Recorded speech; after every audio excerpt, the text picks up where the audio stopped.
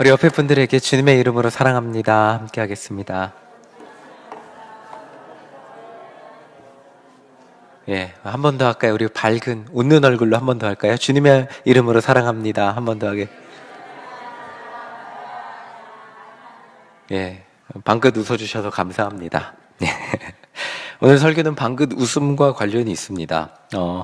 성령님에 대해서 이야기를 청년들하고 하고 있는데, 실제로 세상을 살아가다 보면 혼자인 것처럼, 혼자가 아닌데 혼자인 것처럼 느낄 때가 있으시죠? 예. 한번 옆에 분들에게 한 번 더 해볼까요? 당신은 혼자가 아닙니다. 라고 한 번 더 해볼까요? 혼자가 아니시죠? 네. 근데, 누구한테도 말할 수 없는 고민과 아픔은 다 있잖아요. 가족이라고 다 말할 수 있는 것이 아니고, 부부라고 다 말할 수 없죠. 그쵸? 부부라고 다 말할 수 없고, 형제라고 다 말할 수 없고, 또, 그렇게 자녀라고 또 다 말할 수 없죠. 그저 우리는 상대방이 받아들일 수 있는 정도만 말하고 사는 것 같아요. 그러니까 내 자녀가 듣고 받아들일 수 있는 정도. 그리고 내 남편, 내 아내가 듣고 받아들일 수 있는 정도. 우리 부모님이 듣고 받아들일 수 있는 정도. 그래서 저희 부모님은 자꾸 아픈 걸 저한테 얘기를 안 하세요. 걱정할까봐. 얘기를 하시라 하는데 나중에 얘기하세요. 그런데, 우리가 오히려 이런 경우가 더 반대로 있죠. 부모님이라서 더 말을 못하고, 또, 부부라서 아내한테 더 말을 못하거나, 남편에게 더 말을 못하고, 자녀에게 말을 못하는, 아까 제가 말씀드린 것처럼 자녀라서 말을 못하는 그런 것들이 있습니다. 하나 예를 들어 드릴게요. 저희 딸의 핸드폰 액정이 깨졌을 때가 있어요. 근데 핸드폰이 제가 고장나자마자 알게 된 게 아니고, 1주일인가 2주일인가 지나서 알게 됐어요. 그래서 나중에 알게 돼서, 지아야, 왜 아빠한테 말하지 않았어? 라고 하니까, 지아가 뭐라 그런지 아세요? 아빠가 무서워서 그랬다고 합니다. 근데 이 설교를 청년들한테 했는데 청년들이 고개를 끄덕였어요. 여기 부모님들 계시잖아요. 고개를 끄덕였어요. 아빠가 무서워서 늦게 말했다 그러는데, 그래도 제 생각엔 저희 아빠지만, 핸드폰 액정이 깨졌으니까 깨진 상황에 대해서 조금 뭐라 그럴 수는 있지만, 결국 문제 해결은 초등학생한테는 방법이 없잖아요. 제가 해줘야 되는데, 이거를 그냥 핸드폰을 꿍꿍 앓고 있다가 나중에 얘기를 했더라고요. 자, 그게 그냥 꿍꿍 앓고 끝났으면 좋았을 뻔 했는데, 핸드폰 상태를 보니까 이 핸드폰이란 게 여기 안에 배터리가 있잖아요. 이제 배터리가 오래되면 어떻게 되죠? 뉴스에 많이 나왔죠. 부풀어 올라요. 오래되면. 그러니까 부풀어 오르니까 액정을 밀고 올라간 거예요. 근데 이제 액정이 터치가 안 되니까 지가 어떻게 써보려고 며칠을 버틴 것 같아요. 근데 계속 부풀어 오르니까 그럼 부풀어 오르면 액정이 어떻게 돼요? 휘어졌고 깨진 거예요. 그러니까 처음에 말했으면 배터리만 교체했으면 됐는데, 이제 말 안 하고 꿍꿍 지가 어떻게 해보려고 하니까 액정까지 나갔어요. 그렇게 고장이 났더라고요. 이걸 제가 처음에 애플, 그러니까 이거 아이폰이니까 애플 정식 서비스 센터에서 알아보니까 배터리 교환 비용이 10만 원이 넘더라고요. 배터리만. 액정은 얼마일까요? 32만 원이요. 이거를 어떻게 제가 다 교체를 해줘요. 그래서 제가 막 열심히 인터넷 보고 공부해갖고, 중국에서 알리익스프레스가 있습니다, 여러분. 우리의 희망. 알리익스프레스에서 부품을 구입해서 배터리 3만 원, 액정 10만 원에 구입해서 가는데 성공을 해서 잘 쓰고 있습니다. 물론 한 번 더 고장나서 또 바꿔줬어요. 애들이 험하게 쓰니까 그렇긴 한데, 근데 지금 제가 배터리를 액정을 고쳐줬다 이런 얘기가 중요한 게 아니고, 가족이라고 아빠라고 말 다 할 수 있는 게 아니더라고요. 저도 참 한편으로는 딸한테 아쉬워서 이걸 5학년밖에 안 됐는데 말을 못 하는구나. 참 슬프지만 우리가 살아가는 현실 속에서 내 마음 속에 있는 말을 다 못하고 살아가는 게 현실인 것 같습니다. 내 마음 속에 있다고 해서 그것을 말을 다 할 수 있다면, 부부관계에서도 그 말을 다 하면 큰일 나더라고요. 다 할 수 없더라고요. 그렇죠? 제가 속마음이 있는 얘기를 아무리 내가 사랑하는 아내라고 할지라도 다 쏟아 부으면, 한 일주일을 밥을 못 먹어야 되는 경우도 있고, 그렇더라고요. 다 할 수 없더라고요. 우리는 하고 싶은데 하지 못하고 어느 정도는 참고 살아갑니다. 자, 그런데 그렇게 말하지 않아도 우리의 모든 생각을 아시고 우리와 함께 하시면서 우리의 생각도 아시고 우리의 마음도 아시고 우리의 상황도 아시고 심지어 우리의 부족함과 연약함을 아시는 분이 계신데요. 그분이 우리 안에 계시는 성령님이라는 거예요. 로마서 8장 26절 우리 함께 읽어보겠습니다. 함께 읽겠습니다. 시작. 이와 같이 성령도 우리의 연약함을 도우시나니 우리는 마땅히 기도할 바를 알지 못하나 오직 성령이 말할 수 없는 탄식으로 우리를 위하여 친히 간구하시느니라. 성령님이 여러분들과 함께 하세요. 그리고 우리의 사정을 다 알고 계세요. 자, 이 말은 우리가 기도하면서 어떻게 기도해야 될지도 몰라. 내 마음에 있는 모든 사정을 어떻게 다 얘기해요. 하나님 앞에 얘기조차 하지 못해도 어떻게 하나님 앞에 털어놓아야 될지 모르는 상황에 있어도 성령님은 우리의 모든 상황을 아시고 우리를 위하여 기도하시고 우리의 연약함을 도우시고 계신다는 거예요. 오늘은 이 연약함이라는 단어에 집중해서 생각해 보려 그래요. 처음에는 저는 이 연약함을 설교를 처음 본문을 정했을 때는 이 연약함을 이렇게만 해석했어요. 하나님의 자녀로 살아가야 함을 알면서도 살지 못하는 연약함. 그러니까 이런 거죠. 그리스도인으로 온유하게 살아야 되는데 온유하게 살지 못하는 연약함. 신앙생활을 더 잘해야 되는데 매일 성경도 읽고 기도도 하고 모든 예배에 참석하고 정말 항상 은혜로운 사람으로 예배자로 살아가야 되는데 그렇게 살아가지 못하는 우리의 연약함. 이 연약함만 생각하고 이 말씀을 처음에는 묵상을 했어요. 자, 그런데 이 설교를 준비하면서 곰곰이 생각하는데 저희 자녀들의 얼굴이 떠올랐어요. 그리고 아까 말씀드렸듯이 제가 핸드폰이 고장났을 때 저한테 와서 슬퍼했던 얼굴이 생각이 나요. 여러분들, 자녀가 잘못을 했어도 그 잘못으로 인해 계속해서 슬퍼한다면 우리 부모님들의 마음은 어떠십니까? 여기 청년들이 이 공감을 잘, 자녀가 없어서 공감을 못 하더라고요. 근데 계속 자녀들이 힘들어하는 삶만 산다면 어때요? 부모님의 마음은 행복합니까? 불쌍하죠. 불쌍한 게 우리의 마음입니다. 그러면 자녀가 행복해하면 어떠십니까? 같이 행복하지 않으세요? 너무 행복하죠. 자녀가 행복해하면.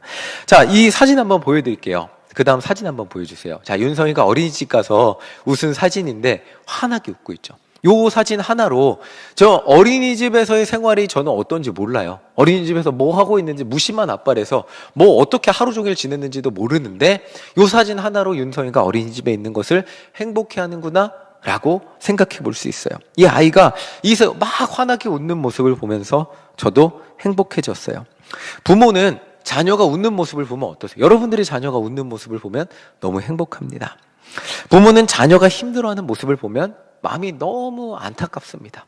그래서 더 기도해 주게 되고 정말 험악한 이 세상을 이겨나가기를 정말 기도해 주게 되죠. 정말 그렇다면 우리의 부모님 되신 하나님은 어떠실까요? 하나님은 우리를 창조하면서 복을 주셨어요. 그냥 복을 주신 것이 아니라 우리가 살아갈 수 있도록 이 땅도 창조하시고 우리가 이 땅에 살아가면서 생육하고 번성하라고 복을 주셨어요. 정말 하나님은 우리가 이 땅에 살아가면서 누릴 수 있는 기쁨의 근거들을, 이유들을 너무나 많이 주셨어요.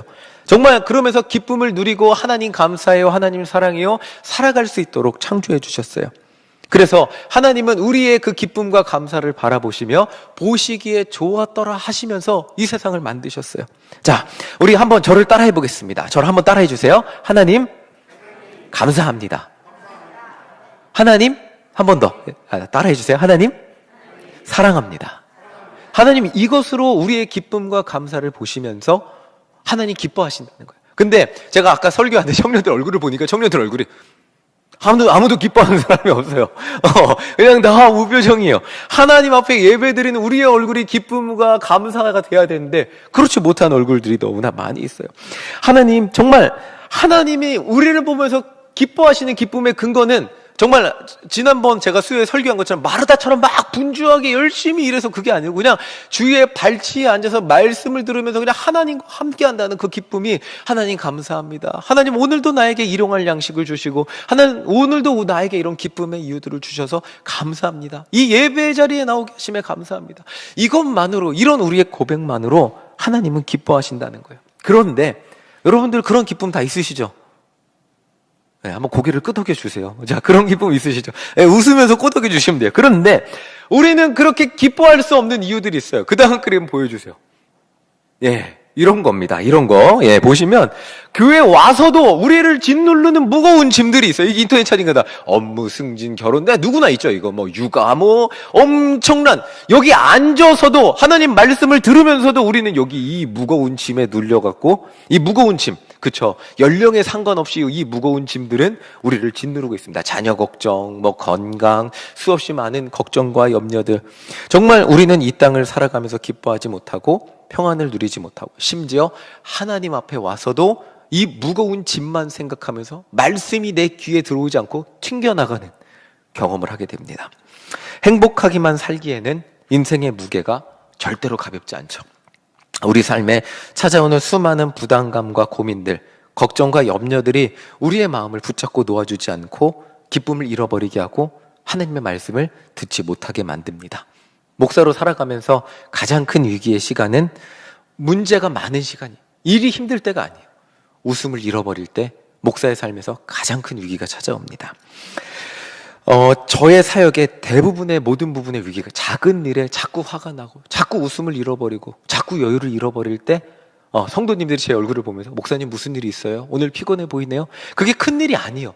막 큰 일 때문에 제가 힘들어할 때도 있지만 작은 일이 반복되고 또 나야, 또 뭐야, 또 이거야 이렇게 또라는 단어가 제 마음 안에 울려 퍼질 때 웃음을 잃어버리고 여유를 잃어버리고 기쁨을 잃어버린 채 하나님의 일을 감당하게 되는 그때가 저의 삶에 저의 사역에 있어서 가장 큰 위기의 순간인 것을 경험하게 돼요.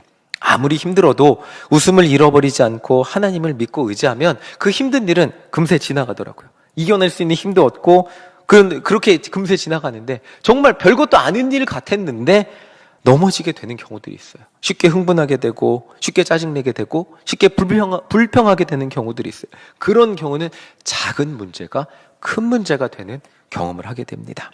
자, 이게 제 삶의 가장 큰 위기인 것 같아요. 자, 성경을 보면 하나님은 우리가 이 땅을 살아가면서 하나님은 우리를 기쁨을 이렇게 잃어버리지 않고 살아가기를 원하고 계세요. 기쁨을 잃어버리고 여유를 잃어버리며 살아가다 보면 신앙생활을 그렇게 하다 보면 어느새 이 작은 일이 계속돼서 우리의 신앙에도 어려움이 찾아오기 때문이에요. 그래서 데살로니가 5장 16절 18절에서 이렇게 말씀해 주시고 계세요. 우리 함께 읽어보겠습니다. 시작. 항상 기뻐하라, 쉬지 말고 기도하라, 범사에 감사하라. 이것이 그리스도 예수 안에서 너희를 향하신 하나님의 뜻이니라. 사도 바울은 이렇게 말하는 거예요. 항상 기뻐하세요. 이 말은 정말 기쁨을 잃지 않도록 정말 항상 기뻐하는 삶이 가능하도록 쉬지 말고 기도하세요. 쉬지 말고 기도하면 기쁨을 잃어버리지 않으실 것입니다. 그렇게 기도하며 기쁨을 잃어버리지 않는 채로 살아가면 여러분들 삶에는 감사로 채워질 것입니다. 라고 권면하고 있어요. 자, 그렇게 사도 바울의 권면이 여러분들 가운데 가득하기를 간절히 소망합니다. 아멘이시죠? 기쁨을 잃어버리지 않는 여러분들의 신앙생활이 되시기를 소망해요. 그런데 이 말은 완벽하긴 한데 우리의 삶의 실제에서는 완벽하지 않아요. 하나님을 믿고 기도했다 할지라도 기도하면 여러분들 삶의 불안감이 다 사라지십니까? 기도하고 나면? 그리고 예배드리고 저 문 앞을 나갈 때 여러분들의 불안감이 다 사라지십니까? 말씀을 듣고 예배드리고 심지어 이 예배드리고 말씀을 듣는 순간조차 아까 그 수많은 인생의 무거운 짐들이 다 나를 짓눌러서 부정적인 감정들이 도저히 내려놓아지지 않는 순간들이 있지 않으십니까? 이 예배당에서 하나님 앞에 나왔는데 걱정을 내려놓지 못하고 인상 쓰고 있을 때, 웃지 못하고 인상 쓰고 있을 때가 너무나 많은 것이 우리의 현실입니다. 만약 저희 아이들이 학교 갔다 집에 와서, 여기 아버지의 집이잖아요. 그렇다면 저희 아이들이 학교 갔다 집에 와서 저랑 얘기하는데 인상을 계속 쓰고 있다면 제 기분은 어떨까요? 너무나 힘들겠죠. 학교에서 무슨 일이 있나 걱정하겠죠. 근데 여러분들 하나님 집에 왔잖아요. 예배드리러 하나님 전에 왔는데 여러분들 표정이 계속 어두운 표정이고 근심 걱정이 있는 표정이고 웃지도 못하고 계속 여유가 없고 초조하고 불안하고 걱정에 휩싸인 표정이라면 하나님 아버지의 마음은 어떠실까요? 하나님 앞에 나왔는데 하나님 앞에서조차 하나님이 주신 마음이 아닌 세상이 주는 수많은 부정적인 마음에 사로잡혀서 하나님 앞에 왔는데 하나님이 여러분들과 함께 하신다고 선포가 되고 저 십자가가 여러분들 눈앞에 있는데 저 십자가를 바라보지 못하고 여러분들은 여전히 세상이 주는 근심과 걱정에 사로잡혀서 말씀이 튕겨나가고 십자가가 보이지 않는다면 하나님은 어떠실까요? 안타까워하시겠죠. 그래서 사도 바울은 이렇게 표현하고 있는 거예요. 로마서 8장 26절 우리 함께 읽어보겠습니다. 함께 읽겠습니다. 이와 같이 성령도 우리의 연약함을 도우시나니 우리는 마땅히 기도할 바를 알지 못하나 오직 성령이 말할 수 없는 탄식으로 우리를 위하여 친히 간구하시느니라. 우리가 그렇기 때문에 그러지 말자는 게 아니에요.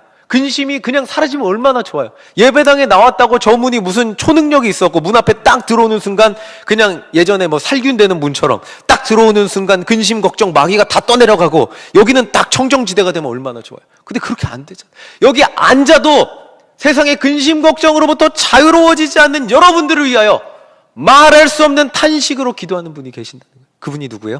성령님이에요.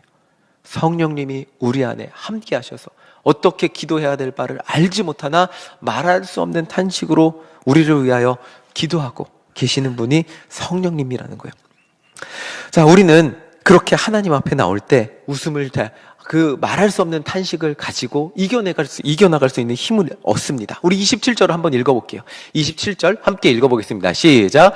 마음을 살피시는 이가 성령의 생각을 아시나니 이는 성령이 하나님의 뜻대로 성도를 위하여 간구하시니라. 예, 우리의 마음은 내가 어떻게 주장할 수 없어요. 그런데 마음을 살피시는 그 성령님이 우리의 생각을 아시고 하나님의 뜻대로 간구해 주시고 계세요. 그 결과가 무엇인지 28절 함께 읽어보겠습니다. 28절입니다. 함께 읽겠습니다. 시작. 우리가 알거니와 하나님을 사랑하는 자 곧 그의 뜻대로 부르심을 입은 자들에게는 뭐라고요? 모든 것이 합력하여 선을 이루느니라. 네. 성령님 안에 있는 자는 우리는 그 세상의 모든 어두움과 내 안에 있는 부정적인 마음, 이 예배당에 앉아서도 그것들을 어떻게 이겨나갈지 모르고 어떻게 기도해야 될지도 모르고 어떻게 물리쳐야 될지도 모르는 우리들 가운데 성령님 우리 안에 계셔서 말할 수 없는 탄식으로 기도하시고 그리고 그렇게 간구하실 때 하나님의 사랑을 다시 한번 회복시켜 주시고 그리고 하나님의 사랑이 임한 그 하나님의 예배의 자리에 나온 모든 백성들에게 모든 것이 합력하여 선을 이루신다고 약속하시는 거예요. 자, 이 선을 이룬다는 것은 뭐냐면 쉽게 말하면 하나님이 인도하시는에 따라 살아가는 그리스도인의 삶 가운데 하나님의 선하심이 나타나도록 인도하신다는 거예요. 결국 하나님이 나의 삶을 책임져 주신다는 것을 믿고 의지하며 살아가게 된다는 거예요. 그러면 우리 안에 내가 책임져야 된다고 생각해서 불안하고 염려하고 걱정이 됐던 수많은 것들을 그제서야 비로소 내려놓고 하나님 믿고 의지합니다 라고 고백하면서 웃음을 찾을 수 있게 된다는 거죠. 우리의 삶이 진정한 기쁨의 근원으로 인도해 주신다는 거예요. 자, 35절입니다. 우리 35절 함께 읽어보겠습니다. 시작. 누가 우리를 그리스도의 사랑에서 끊으리요? 환난이나 곤고나 박해나 기근이나 적신이나 위험이나 칼이나. 하나님의 사랑을, 그러니까 성령님이 우리 안에 계셔서 말씀하시는 것이 무엇이냐면 가장 중요한 거예요. 하나님이 너를 사랑한다는 거예요. 하나님이 너를 사랑한다. 이게 성령님이 세상의 근심 가운데서 우리는 그 하나님의 사랑을 기억하지 못하고 세상의 근심 가운데 그거에 묶여서 눌려서 하나님의 사랑을 기억하지 못하고 그냥 염려와 근심 걱정 가운데만 살아가고 있는데 성령님이 우리 안에 계셔서 이 예배 드릴 때 하나님의 사랑을 다시 한번 기억하게 하세요. 그리고 그 사랑이 여전히 나에게 지금 임재하고 계심을 기억하게 하세요. 그리고 어제, 지난주, 지난달 내가 어떻게 살았음에도 불구하고 그것과 상관없이 하나님의 사랑이 여전히 여러분들을 붙들고 계심을 기억하게 하세요. 사랑은 절대로 끊어질 수 없음을. 그리고 그 사랑 가운데 나오게 하세요. 예수님의 사랑 가운데 나와라. 저 십자가가 너의 죄를 모두 사하였으니까 하나님의 사랑 가운데 나아라고 말씀하세요. 그러면 어떻게 되는지 말씀해 주세요. 37절입니다. 우리 37절 읽어보겠습니다. 시작. 그러나 이 모든 일에 우리를 사랑하시는 이로 말미암아 우리가 어떻게 된다고요? 예배 가운데 나오는 자에게 하나님의 사랑을 깨닫게 되는 자에게 성령님을 통하여 하나님의 사랑을 깨닫게 되는 자에게 임하는 확신이 뭐예요? 넉넉히 이기느니라. 네. 세상에 무거운 모든 짐 그거 내가 해결해야 돼갖고 그 걱정과 염려로 눌려갖고 하나님의 사랑 전능하신 하나님 내가 지고 있는 짐 그 인생의 문제가 되지 않는 그 하나님의 능력을 바라보지 못하고 그저 나의 연약함만을 바라보며 하나님 이 문제 내가 또 오늘 어떻게 해결해요? 이 문제 정말 내 인생의 환경에서는 해결이 되지 않는 문제인데 내 힘으로 그걸 어떻게 해결해요? 기도하면서도 내가 어떻게 해결해야 되나? 내 능력과 내 현실만을 바라보며 걱정하고 염려하는 하나님을 바라보지 못하며 여전히 나의 힘과 능력으로 염려와 걱정에서 벗어나지 못하는 우리들 가운데 성령님이 말씀하시고 너의 연약함을 바라보지 말고 하나님의 위대하심을 바라보라고. 그 하나님이 너희들을 사랑하기 때문에 독생자 아들까지도 아낌없이 주었는데, 그 문제, 하나님께 문제가 되지 않는 그 작은 문제들, 너희 인생의 문제들이 문제가 되겠느냐라고 깨닫게 하시는 거예요. 우리가 넉넉히 길세, 하나님이 나와 함께, 하나님이 나의 아버지 되신다면, 그 하나님이 나를 사랑하신다면 그게 문제가 되지 않는다는 것을 깨닫게 하시는 것이 성령님이 우리 안에 계셔서 말씀하시는 거라는 거예요. 세상의 걱정과 염려로 가득 차 있는 우리들에게 성령님은 하나님의 사랑을 다시 한번 기억하게 하세요. 그리고 하나님의 사랑 안에서 우리는 우리 삶의 문제들로부터 넉넉히 이기게 될 것을 깨닫게 하세요. 하나님의 사랑, 하나님의 사랑인 예수님의 십자가가 저기 있는 것이 그제서야 보이게 하시고, 그리고 저 십자가를 바라보며 우리는 혼자가 아니고 하나님이 언제나 우리와 함께 하시고 승리하게 하실 거라는 그 하나님의 사랑을 다시 한번 깨닫게 하시고, 가장 중요한 겁니다. 우리 안에 잃어버렸던 평안과 기쁨과 감사를 다시 한번 회복시켜 주신다는 거예요. 아까 제가 지하 핸드폰을 고쳐준 말씀을 드렸어요. 설교 시작할 때. 제가 고장 날지도 인터넷을 보면 공부를 열심히 하고 굳이 그게 막 어떻게 될까 막 고민도 하고 아이 핸드폰을 왜 고치려고 노력했겠어요. 제 자녀이잖아요. 제 자녀잖아요. 제 자녀의 문제는 곧 저의 문제더라고요. 핸드폰이 없으면 제가 답답하더라고요.